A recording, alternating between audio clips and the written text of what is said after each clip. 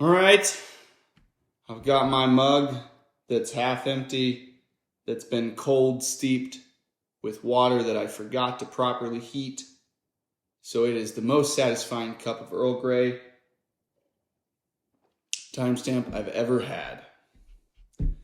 Rebellion. This was the next one on the list, and this is a nice bits video, which means I'm just going to be talking about nice things. And I guess if you have never heard of Star Wars Rebellion, I can give you a little bit about what this is. This is a 2-player, and I know it says 2 to 4 because you can do a 4-player game where you split the instructions or split the strategy, and one of you does like land battles and one of you does space battles. That's stupid. That's dumb. Don't do it. It's a waste of time. That is just called including someone but not actually wanting them there. That's what that's called. This is a 2-player game. This is a fantastic 2-player game, and it's where you revisit the original trilogy, the original saga of Star Wars, and one of you is the sprawling big empire, and one of you is the small rebellion. And the small rebellion has their base on one of the many planets on this large board that it's like 2 boards. It's 2 large boards that you put together to make one really large board. And it has all of the planets that you go to, or that maybe were generally known in the time of the original trilogy. And the rebel is on one of those planets, but the Empire doesn't know. And their goal is to find that hidden base. And the rebel's goal is to stay alive long enough for sympathy to build across the galaxy and for them to eventually win by public or popular support.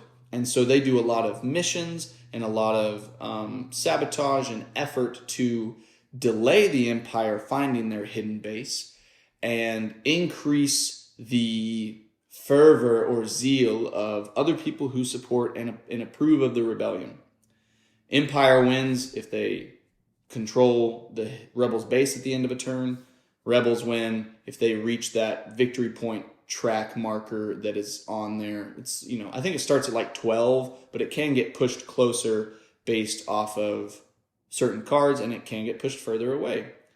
So this is a very satisfying, maybe like 2 to 6 hour game. If you guys really know how to play and you play frequently, you can probably get it done in 2 to 3 hours. If you don't play frequently, it might take 4 to 6.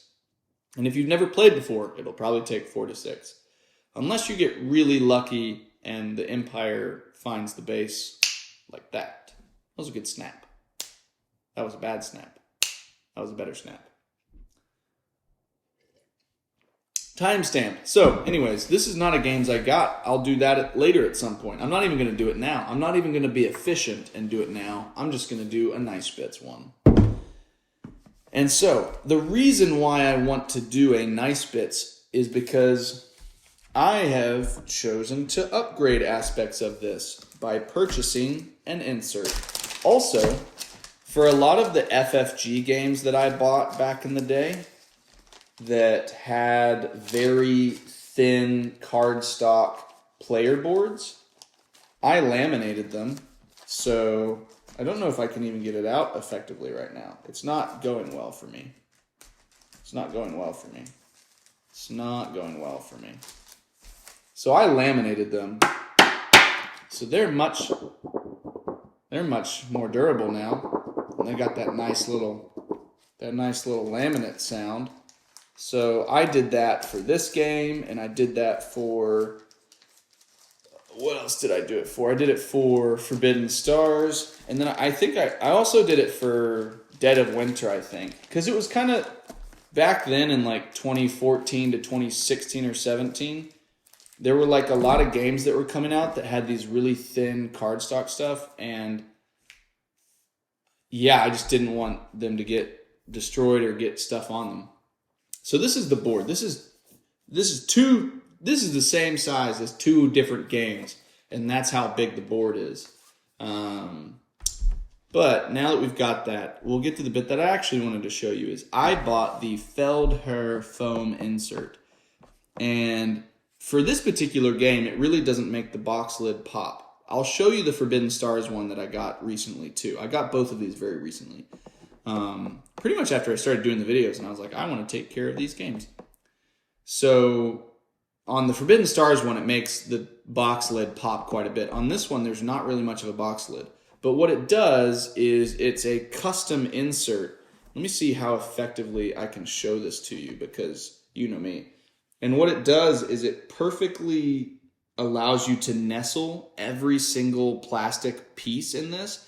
And if you are aware of, it's probably not just Fantasy Flight, but a lot of Fantasy Flight and some other games back in the day created a lot of miniatures, which are pretty solid little plastic miniatures, but a lot of them have fragile bits. And so this allows you to nestle everything in the game into little spots, which is going to protect them long term over time. And also, I kind of like it.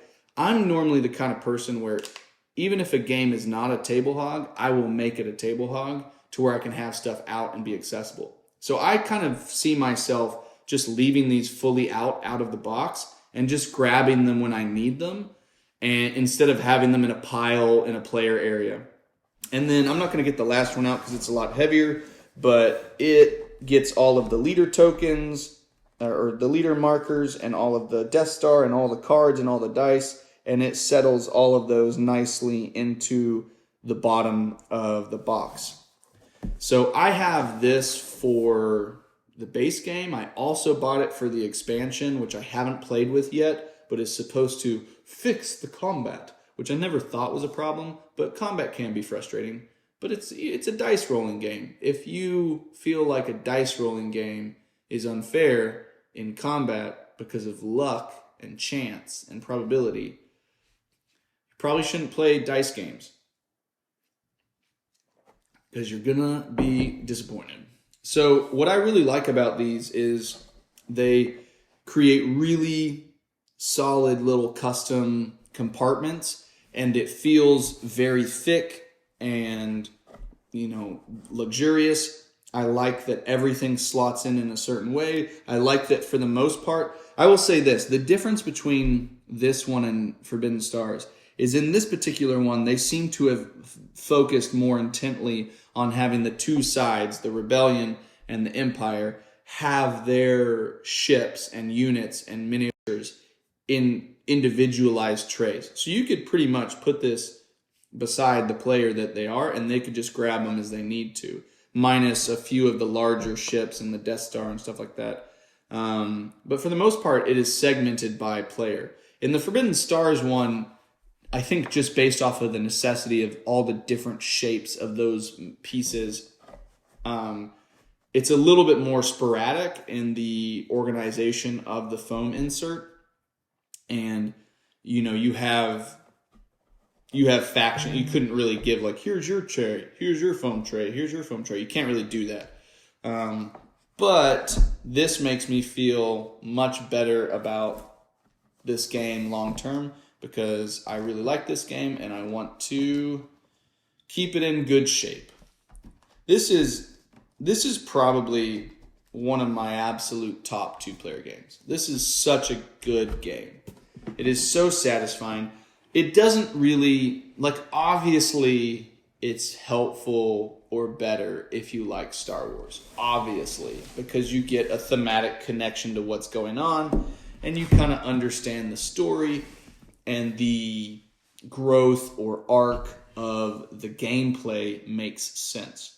But this is such a fun, tactical, head-to-head mind game that you should be able to enjoy it even if you don't like Star Wars. Now, sorry, let me rephrase that. If you have no interest in Star Wars, you should be able to enjoy it. If you actively dislike Star Wars, yeah, you might not like this game. That's definitely possible. But it is so good. I think, who are the designers on this? Does it say on the front?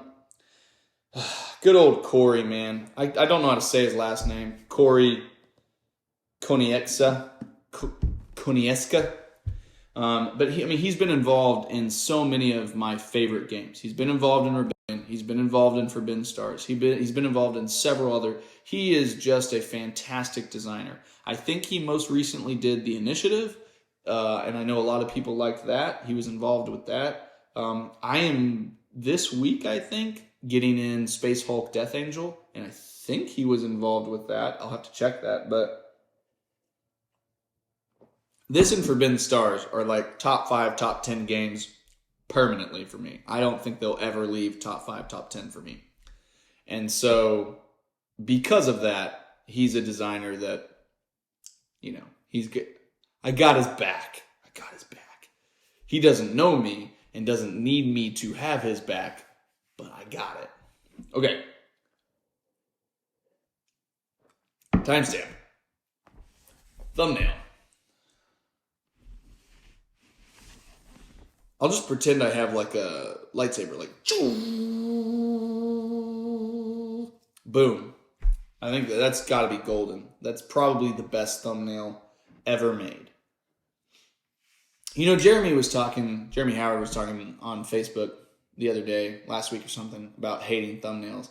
And I kind of agree with that. I can see that for sure. It's not fun to have to make something that seems like, oh, is this going to catch people's attention?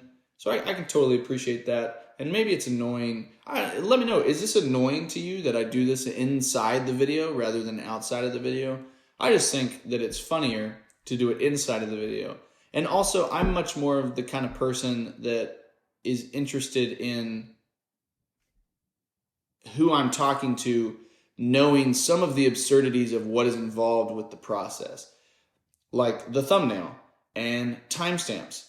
Like there was I can't remember who it was. There was a content creator recently that was frustrated about having to do timestamps. It's like, yeah, sure. But it's just part of the process. And I think the more you're honest with, your community of people that you engage with, your audience.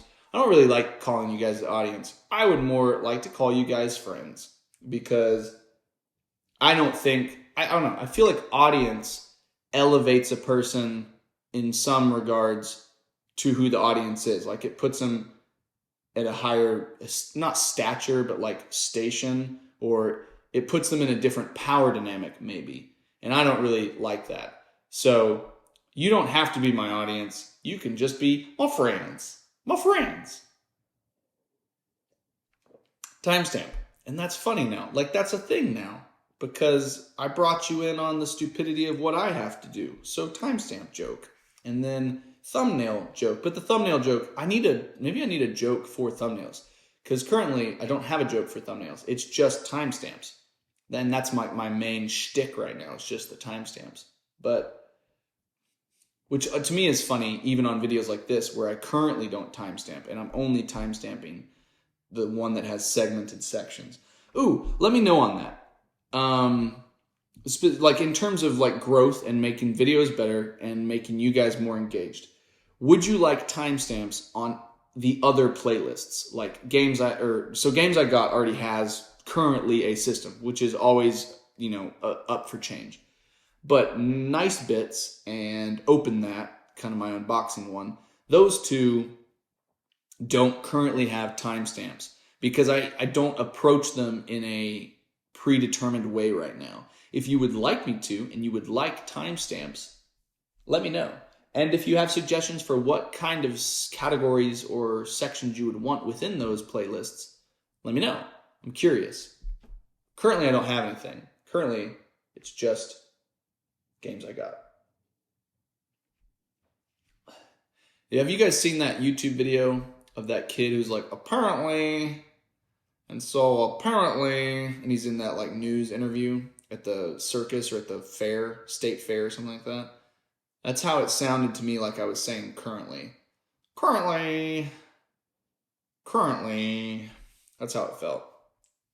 All right, I think that's good. I've got one more. I think I'm going to do that other one. So, peace.